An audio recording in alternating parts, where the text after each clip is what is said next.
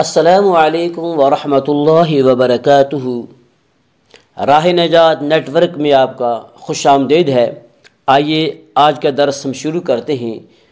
پہلے ہم لفظی ترجمہ کریں گے اور لفظی ترجمہ کے ساتھ ساتھ انشاءاللہ با محاورہ ترجمہ بھی کریں گے۔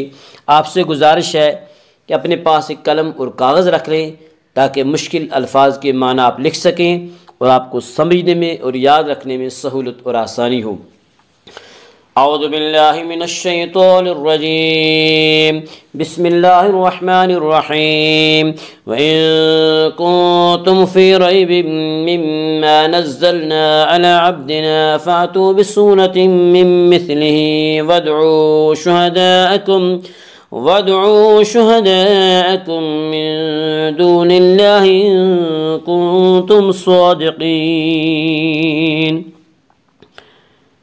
وَإِن اور اگر کنتم ہو تم فی میں ریبن شک مما سے جو نزلنا نازل کیا ہم نے علی پر عبدنا اپنے بندے، فاتو تو لے آؤ بصورتن ایک صورت مم مثلہ اس جیسی، ودعو اور بلا لاؤ شہداکم اپنے تمام حمایتیوں کو، اپنے تمام مددگاروں کو، من دون اللہ اللہ کے سوا، ان کنتم ہو اگر تم صادقین سچے۔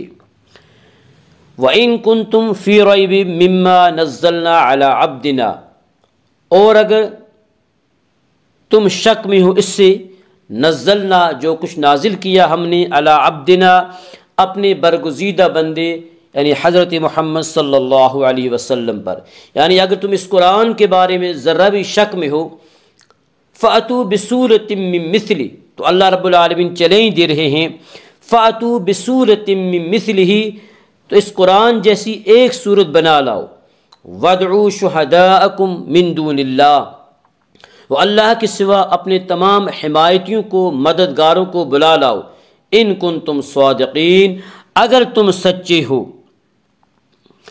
فَإِن لَّمْ تَفْعَلُوا وَلَن تَفْعَلُوا فَاتَّقُوا النَّارَ الَّتِي وَقُودُهَا النَّاسُ وَالْحِجَارَةُ أُعِدَّتْ لِلْكَافِرِينَ۔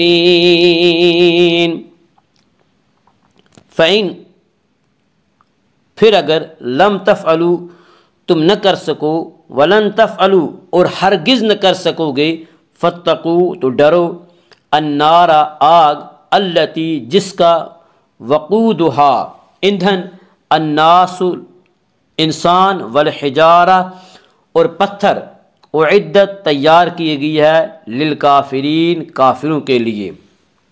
فَإِن لَّمْ تَفْعَلُوا پھر بھی اگر تم یہ کام نہ کر سکو، یعنی اگر تم سب مل کر اس قرآن جیسی کوئی ایک صورت نہ بنا سکو، وَلَن تَفْعَلُوا اور اللہ تعالیٰ چیلنج دے رہے ہیں اور تم ہرگز نہیں کر سکو گے، فَاتَّقُوا النَّارَ الَّتِي تو ڈرو اس آگ سے، وَقُودُهَا النَّاسُ وَالْحِجَارَةُ جس کا ایندھن انسان اور پتھر ہیں، اعدت للکافرین جو کافروں کے لیے تیار کی گئی ہے۔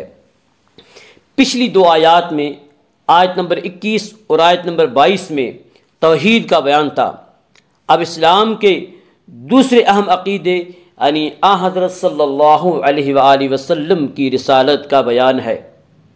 اور عرب کے جو لوگ قرآن پر ایمان لانے کے بجائے الزام لگایا کرتے تھے کہ معاذ اللہ حضرت صلی اللہ علیہ وسلم شاعر ہیں اور انہوں نے اپنی طرف سے یہ کلام بنا لیا ہے، اپنی طرف سے کلام گھڑ لائے ہیں، تو اللہ رب العالمین نے انہیں کھلم کھلا چیلنج دیا، ایک زبردست چیلنج دیا انہیں، اگر ایسا کلام کوئی انسان بنا سکتا ہے تو تم بڑے فصیح ہو، بلیغ ہو، تمہیں اپنے فصاحت پہ اور بلاغت پہ بڑا ناز ہے، تم سب مل کر، کسی ایک کو نہیں اللہ نے فرمایا بلکہ فرمایا کہ تم سب مل کر اس قرآن جیسی کوئی ایک صورت بنا لو، اور ساتھ ہی اللہ رب العالمین نے یہ چیلنج بھی دیا کہ تم سب مل کر بھی ایسا نہیں کر سکو گے۔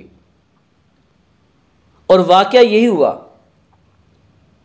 کہ اہل عرب جنہیں اپنے فصاحت پہ، اپنی بلاغت پہ ناز تھا، اپنی زبان پہ ناز تھا،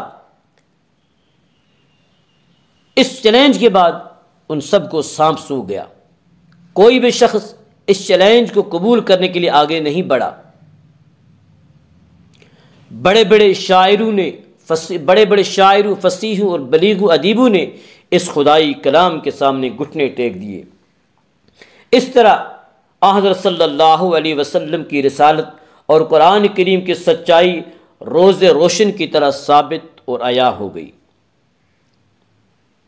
اللہم اجعل القرآن ربیع قلوبنا ونور صدورنا وجل احزاننا وذهاب همومنا وغمومنا اللہم نور قلوبنا بنور القرآن وزین اخلاقنا بزینت القرآن رب اغفر وارحم انت خیر الراحمین وصلی اللہ وسلم علی حبیبنا ونور قلوبنا محمد صلی اللہ علیہ وسلم وعلی آلہ وصحبہ اجمعین برحمتک یا ارحم الراحمین۔ السلام علیکم ورحمۃ اللہ وبرکاتہ۔